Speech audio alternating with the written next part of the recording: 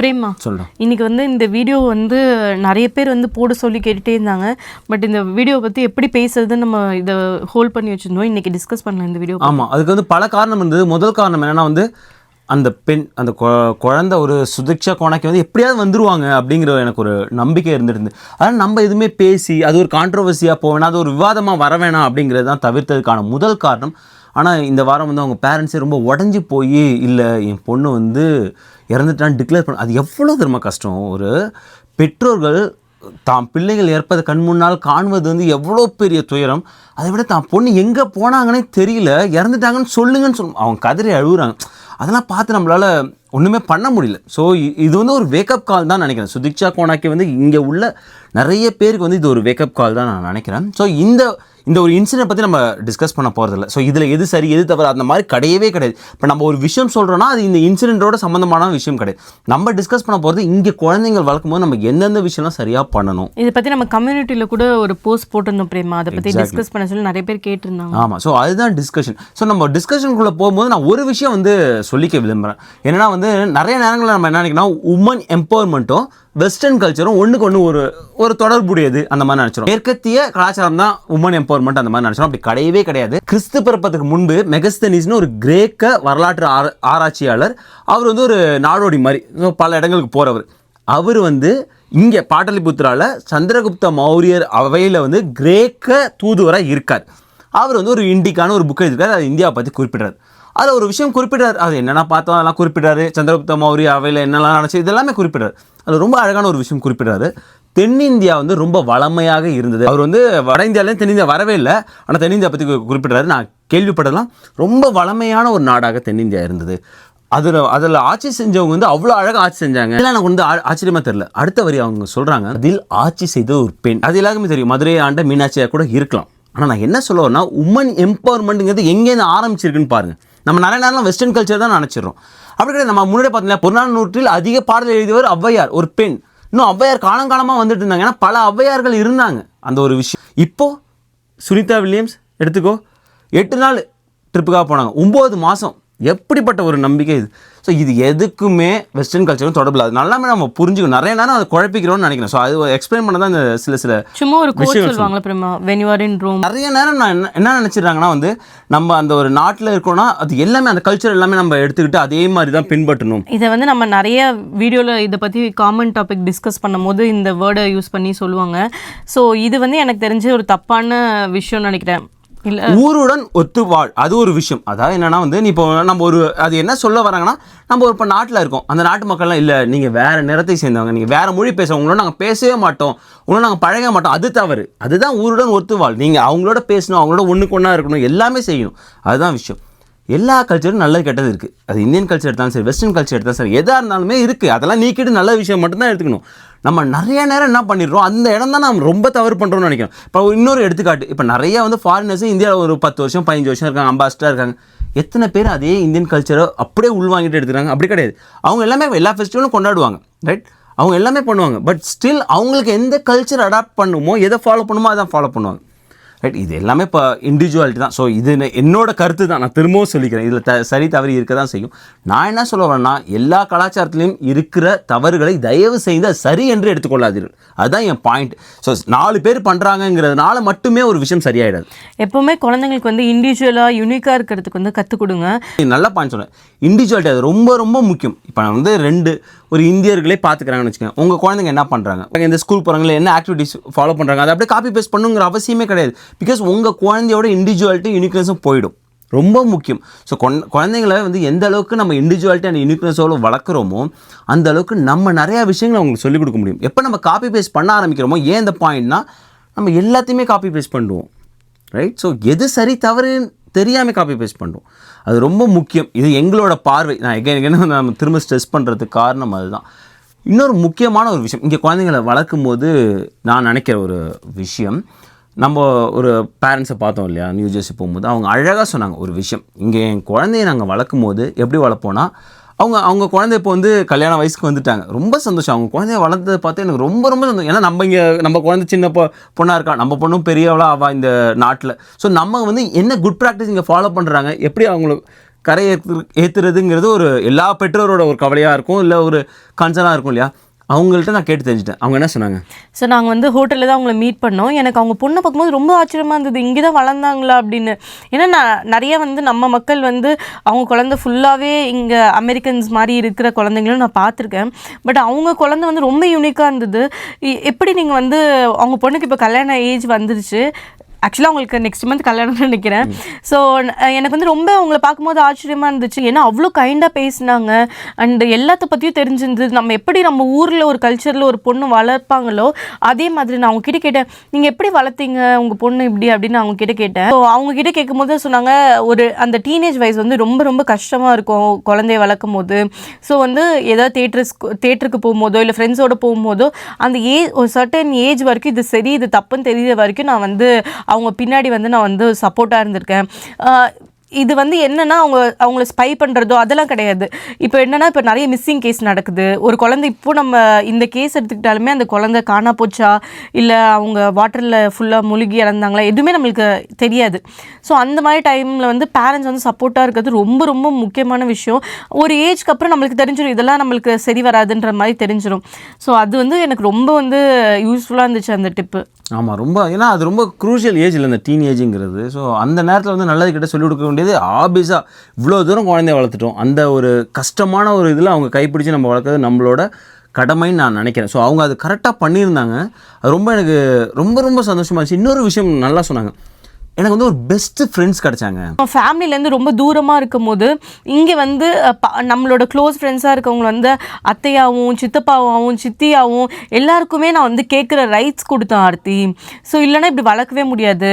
நான் மட்டும் இல்லை, நீங்கள் என் பொண்ணை வந்து ஏதோ தப்பு செஞ்சாலும் நீங்கள் அந்த இடத்துல கேளுங்க, நான் உங்களுக்கு அந்த ரைட்ஸை கொடுக்குறேன்னு சொல்லி நான் வந்து என் ஃப்ரெண்ட்ஸ் கிட்டலாம் சொல்லியிருந்தேன் அப்படின்னு சொன்னாங்க. அது ரொம்ப வந்து பெரிய விஷயமா எனக்கு பட்டுச்சு. ஆமாம், ஏன்னா ரொம்ப நல்ல ஃப்ரெண்ட்ஸ் கிடைக்கிறது ரொம்ப ரொம்ப கஷ்டமாக தான் இருக்குது இந்த காலகட்டத்தில். ஏன்னா வந்து ஒரு ஸ்டேஜ் வரைக்கும் அது நல்லாவே கிடச்சிது.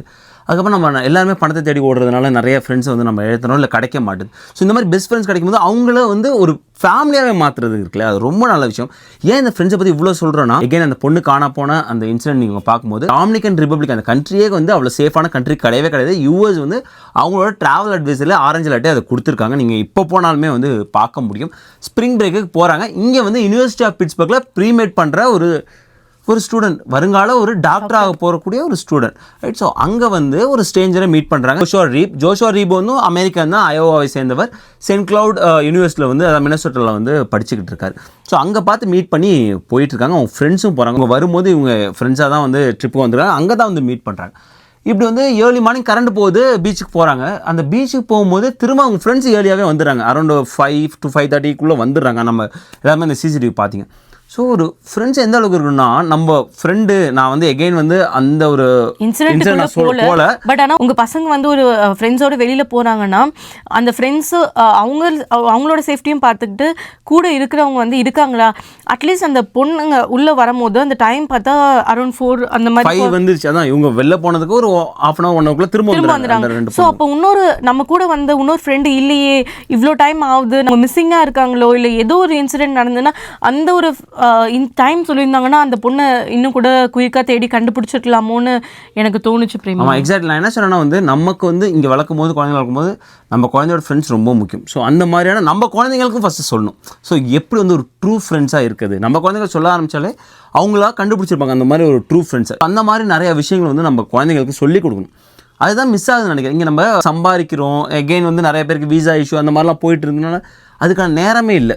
ஆக்சுவலாக அந்த வேதம் படத்தில் ஒரு பாட்டு வரும். ஸோ கணவன் மனைவிக்குள்ளே ஒரு பிரிவு ஏற்படும் போது சொல்லுவாங்க, அந்த பாட்டில் வரும், ஒரு நாளைக்கு ஒரு தடவையாக நீங்கள் 2 பேரும் உட்காந்து சாப்பிடுங்க, உங்களுக்கான அந்த கேப்பே குறைஞ்சிரும், அழகாக வரும். அது வந்து அந்த கணவன் மனைவி மட்டும் நான் சொல்ல, ஒரு குடும்பத்துக்குள்ளேயே சொல்கிறேன். அதுவும் அமெரிக்கா மாதிரி நாடுகளில் வந்து வீடு பெருசாக நான் என்ன ஃபீல் பண்ணுவேன்னா வந்து நம்ம குடும்பத்தில் ஒரு கேப் விழுற மாதிரி வந்து ஃபீல் பண்ணுவோம். எப்போ நம்ம குழந்தைங்க வந்து தனி ரூம் போகிறாங்க, அவங்களுக்கான ப்ரைவசி எல்லாமே ஓகே. ஆனால் ஒரு நாளைக்கு ஒரு முறை கூட நம்ம குழந்தைங்களோட உட்காந்து அந்த டைம் ஸ்பெண்ட் பண்ண முடியலன்னா அப்போ நம்ம சம்பாரிச்சு என்ன பிரச்சனை, ரைட்? நம்ம எதை நோக்கி போய்கிட்டு இருக்கோம் அப்படின்னு நிறைய மில்லியன் பில்லியன் சம்பாரித்து கடைசியாக எதை நோக்கி போகிறோம்? நம்ம எதுவுமே நம்ம எடுத்துகிட்டு போக போகிறது இல்லை. நம்மளுக்கு ரொம்ப முக்கியம் ஃபேமிலியோட அந்த பாண்டிங் தான். ஸோ கிட்ஸை வந்து வளர்க்குறதுல வந்து ரொம்ப ரொம்ப டஃப்பாக இருக்குது பிரியமா. இங்கே நிறைய பேர் எனக்கு பார்க்கும்போது எப்படின்னா ரொம்ப ஈஸியாக வளர்த்துற மாதிரி எனக்கு தோணுச்சு. பட் நான் வந்து ரொம்ப ட்ரபிள் ஆகுற மாதிரி எனக்கு நிறைய வாட்டி தோணியிருக்கு. இப்போ இதெல்லாம் பார்த்து இன்னும் நான் வந்து ரொம்ப பயந்து இதெல்லாம் நம்ம பண்ணவே கூடாது அப்படின்ற மாதிரி நிறைய ரூல்ஸ் வந்து நான் எனக்கே போட்டுக்கிறேன். கரெக்ட். நான் வந்து பெண் குழந்தைக்கு மட்டும் சொல்ல, அது ரொம்ப முக்கியம். ஆண் குழந்தைங்களுக்குன்னு நான் தான் அட்ரஸ் பண்ணேன். நான் வந்து தீரன் கிட்ட வந்து இந்த வீடியோ காமிச்சேன். அவனுக்கு 4 வயசு கூட இன்னும் ஆகல. ஸோ நான் அவன்கிட்ட இந்த வீடியோ காமிச்சேன் நீ வந்து உன் கூட ஒரு ஃப்ரெண்ட்ஸ் வராங்கன்னா அவங்கெல்லாம் வந்து சேஃப்டியாக இருக்காங்களான்னு எப்போவுமே மேக் ஷூர் பண்ணிக்கணும். உன்னோட சேஃப்டியும் பார்த்துக்கணும், உன் கூட இருக்க ஃப்ரெண்ட்ஸோட சேஃப்டியும் பார்த்துக்கணும். பையனோ பொண்ணோ அதை கண்டிப்பாக சொல்லி கொடுத்து வளர்க்கணும். கரெக்ட். ஏன்னா அந்த ஜோஷுவா ரீப் அவர் சொன்ன அந்த பையன் சொன்ன அந்த ஸ்டோரியை வந்து பார்க்கும்போது நாங்கள் 2 பேரும் கடலுக்கு போனோம். கடலில் போயிட்டு இருக்கும்போது பெரிய அலை வந்தது, எங்களை வந்து வெளில தள்ளிச்சு. நான் அந்த பொண்ணை காப்பாற்றி ரெஸ்கியூ பண்ணி நான் வெளில கூப்பிட்டு வந்தேன். அதுக்கப்புறம் வந்து அந்த பொண்ணு வந்து எழுந்திருச்சு அவங்களோட உடைமையெல்லாம் எடுத்துகிட்டு ஓஷனை நோக்கி நடந்து போயிட்டு இருந்தாங்க. நான் வந்து ஓகே நீ சேஃபாக இருக்கியா நான் கேட்டேன், நான் பதில் வரல. இதுதான் அவங்க வேர்ஷனாகவே இருந்தது. ஸோ அதுக்கப்புறம் நாங்கள் தூங்கிட்டேன். காலையில் தான் 9:30 தான் எழுந்திரிச்சு வந்தேன். இங்கே மாதிரி இருந்தது. ஸோ நான் திரும்ப வந்து அவர் வந்து இதில் ஃபவுல் பிளே இருக்கா என்னன்னு உள்ளே போல. காரணம் வந்து லவுட்டன் கவுண்டி, இந்த பொண்ணு வந்து வெர்ஜீனியாவில் லவுட்டன் கவுண்டி நிறைய நம்ம மக்கள் இருக்கக்கூடிய ஒரு பகுதி. அவங்க அப்பா அம்மா வந்து ஆந்திராவை சேர்ந்தவங்கன்னு நினைக்கிறேன். ஸோ அங்கே தான் வந்து பிறந்திருக்காங்க. அந்த கவுண்டியோட லவுட்டன் கவுண்டியோட போலீஸ் ஆஃபீஸரே வந்து இதில் வந்து நாங்கள் விசாரிச்சிட்டோம், ஃபவுல் பிளே இருக்கதா தெரில அப்படின்னு சொல்கிறாங்க. ஸோ அதனால் அது உள்ள நான் போகிறோம். ஈவன் பேரண்ட்ஸும் வந்து அந்த பையன் மேலே எந்த தப்பும் இல்லை அப்படிங்கிற மாதிரி அவங்க ஸ்டேட்மெண்ட்டும் வந்து கொடுத்துருக்காங்க. பட் நான் என்ன சொல்ல வரேன்னா வந்து அந்த பையன் நிதானத்தில் இல்லை, அதனால் வந்து அவரோட ஸ்டேட்மெண்ட் மாறிட்டே இருக்குது அப்படின்னு நிறைய சோஷியல் மீடியாவில் கூட அந்த மாதிரி ஆமாம் டிபேட்லாம் போயிட்டுருக்கு. ஆனால் என்னை பொறுத்த வரைக்கும் அந்த பையன் வந்து மேக் ஷூர் பண்ணிக்கணும். ஏன்னா அந்த பொண்ணு அந்த பையனோட வரும்போது அந்த பையன் கண்டிப்பாக மேக் ஷூர் பண்ணிக்கணும். ஃப்ரெண்ட்ஸு ரொம்ப முக்கியம். அதுதான் நான் சொன்னேன், ரொம்ப ஃப்ரெண்ட்ஸு அவங்க மேக் ஷூர் பண்ணிக்கணும். இதெல்லாம் தான் இங்கே மிஸ் ஆகுது அப்படின்னு நினைக்கிறேன். இந்த ஒரு பேசிக் மிஸ் ஆகுது. ஆக்சுவலாக இந்த இன்சிடென்ட் நடக்கும்போது தான் எனக்கு வந்து இந்த மாதிரிலாம் நடக்கும்ன்றது எனக்கு தெரியும் பிரேமா. இந்த ஸ்ட்ரேஞ்சர் கூட சடனாக ஃப்ரெண்ட் ஆகி அந்த வீடியோ பார்க்கும்போது எனக்கு ரொம்ப என்ன சொல்கிறது, எனக்கு தூக்கமே வரல. ஐயோ இப்படி வந்து ஒரு அவேர்னஸ் இல்லாமையா இல்லை எப்படி அந்த பொண்ணு வந்து அது உயிர் ஒரு என்ன சொல்கிறது, அது ரொம்ப கஷ்டமாக இருந்துச்சு அது யோசிக்கும். அதில் நிறைய பேர் கமெண்ட்ஸ் படிக்கும் போது ஒரு விஷயம் எல்லாருமே காமனாக சொன்னது, ஸ்ட்ரேஞ்சர் இஸ் அ ஸ்ட்ரேஞ்சர். அது வந்து என்ன ரேஸாக இருக்கலாம், யாராக இருக்கலாம். ஸோ அவரை நம்பி இவ்வளோ தூரம் போகிறது வந்து இட்ஸ் ஆல்வேஸ் எ ரிஸ்க். அவ்வளோதான். அதுவும் அந்த டைமிங் எல்லாமே பிரச்சனையாகவே தான் இருந்து. ஸோ அது ஒரு படிப்பினை தான் நான் நினைக்கிறேன். So Stranger is Stranger. நீங்கள் வந்து அது கண்டிப்பாக வந்து சின்ன பிள்ளையிலேருந்து இங்கே ஸ்கூல்லையுமே சொல்லிக் கொடுத்துட்ருக்காங்களே, அது ஒரு ஸ்டேஜுக்கு அப்புறம் சொல்லிக் கொடுக்குறது விடுதா இல்லை ஒரு கட்டுப்படுத்தாத ஃப்ரீடமா அப்படின்னு வந்து எனக்கு தெரியல. ஸோ அதனால தான் நான் வந்து ஒரு கப்பலை மீட் பண்ணி ஒரு எக்ஸாம்பிள் சொன்னேன். ஏன்னா வந்து எங்கேயுமே கட்டுப்படுத்தாத ஃப்ரீடம் வந்து பிரச்சனை தான். அவங்க வந்து ஃப்ரீடம் கொடுத்தாங்க, பட் அதுக்கான ஒரு சர்க்கிளும் கொடுத்தாங்க. ஸோ உன் ஃப்ரீடம் எது உன்னோட லிமிட் அப்படின்னு தெரிஞ்சுக்கணும் அப்படின்னு சொல்லி வைத்தாங்க. ஸோ அதெல்லாம் ரொம்ப முக்கியம். நம்ம அடுத்தடுத்த ஜென்ரேஷன் நம்ம இங்கே குழந்தைங்க வளர்க்குறவங்களுக்கு அது ரொம்ப முக்கியம். அது என்னோட பார்வையில். ஸோ நம்ம இப்படிலாம் வளர்க்கணும். ஆக்ட்ரஸ் ரம்பாவோட ஒரு வீடியோ பார்த்த பிரேமா, அவங்க பெரிய பிஸ்னஸ்மேன், அவங்க ஹஸ்பண்ட் கேனடாவில் தான் அவங்க குழந்தைங்களாம் வளர்க்குறாங்க. அவங்க ஒரு ரீசெண்டாக கொடுத்த இந்த இன்டர்வியூவில் சொல்லியிருந்தாங்க, இந்த மாதிரி வந்து என் குழந்தைங்களை வந்து மற்றவங்க வீட்டில் போய் வந்து நான் ஸ்டே பண்ண அலோவ் பண்ண மாட்டேன். என் குழந்தைங்க ஈவன் தோ அவங்க கேனடாவில் தான் பிறந்திருந்தாங்கன்னா கூட நான் அதை என்கரேஜ் பண்ண மாட்டேன். நீங்கள் வந்து எங்கள் வீட்டுக்கு வாங்க, உங்கள் கிட்ஸை வந்து நான் சேஃபாக வச்சுக்கிறேன், நம்பினீங்கன்னா நீங்கள் எங்கள் வீட்டுக்கு அனுப்புங்க. என் கிட்ஸை வந்து நான் வந்து எங்கேயுமே அனுப்ப மாட்டேன். இந்த மாதிரி ஒன்று நான் இருப்பேன், இல்லைன்னா என் ஹஸ்பண்ட் இருப்பாங்க. அது வந்து ரொம்ப முக்கியமான விஷயம் பிரேமா. பேரண்ட்ஸ் வந்து குழந்தைங்கள ஒரு ஸ்டேஜ் வரைக்கும் கைப்பிடிச்சு கூட்டிகிட்டு போகிறது ரொம்ப ரொம்ப முக்கியமான விஷயம். அது ரொம்ப வந்து அவங்க நைட் அவுட் பற்றி சொன்ன வீடியோ அவங்களோட பார்வை. அதான் சொல்கிறேன். ஸோ நமக்கு எது அதான் இங்கே எங்கேயுமே வரையறுக்கப்படல அர்த்தம் இது எல்லாமே கரெக்ட், இது எல்லாமே தவறு அப்படிங்கிறது. ஸோ அதனால் நம்ம குழந்தைக்கு எது சரியாக வரும். கல்ச்சர்லாம் தாண்டி கிட்ஸ் வந்து ரொம்ப சேஃபாக இருக்காங்களா, நம்ம வந்து ரொம்ப முக்கியமான விஷயம். இந்த மிஸ்ஸிங் கேஸு இல்லை இந்த டெத்து கேஸு இதெல்லாம் வந்து ரொம்ப ரொம்ப பயங்கரமாக இருக்குது. அதெல்லாம் பார்த்தாலே ரொம்ப ஷாக்கிங்காக இருந்தது. ஸோ கண்டிப்பாக உங்கள் கிட்ஸ் கிட்டலாம் சொல்லி வளங்க. ஆமாம், ஒவ்வொரு ஸ்டேஜும் நீ வந்து ஸ்டார்டிங் ஸ்டேஜ் பிரைமரி அந்த ஸ்கூல்லாம் போகும்போது புல்லிங் வந்து இங்கே ரொம்பவே காமன். ஸோ ஹைஸ்கூல் எல்லாமே. ஸோ அந்த இடத்துல வந்து நம்ம என்ன தேவையோ அது சொல்லி அவங்களுக்கான தன்னம்பிக்கையை வளர்க்கணும். அதுக்கு அடுத்தடுத்த ஸ்டேஜ் அவங்களுக்கு ஒரு ஃப்ரீடம் கிடைக்கிது, ரைட்? ஸோ ஹைஸ்கூலுக்கு அப்புறம் ஒரு ஃப்ரீடம் கிடைக்கிது. அந்த ஃப்ரீடத்தை எப்படி யூஸ் பண்ணாது ரொம்ப முக்கியம். சரி, எதற்காக ஒரு ஃப்ரீடம் கொடுக்குறோம் அது ரொம்ப முக்கியம் இல்லையா? ஸோ ஃப்ரீடம் கிடைக்கிது, என்ன வேணால் பண்ணலாம், அப்படி அது ஒரு ஃப்ரீடமாகவே நான் வந்து கருதல. ஸோ அந்த ஒரு ஸ்டேஜ் ரொம்ப முக்கியம். அந்த நேரத்தில் நான் என்ன நினைக்கிறேன், பேரண்ட்ஸ் வந்து ஒரு ஸ்டேஜ் வரைக்கும் இந்த மாதிரி கட்டுப்பாடோட மீன்ஸ் குழந்தைய அரவணைச்சு அவங்களோட நிறைய டைம் ஸ்பெண்ட் பண்ணிட்டு வந்துடுறாங்க.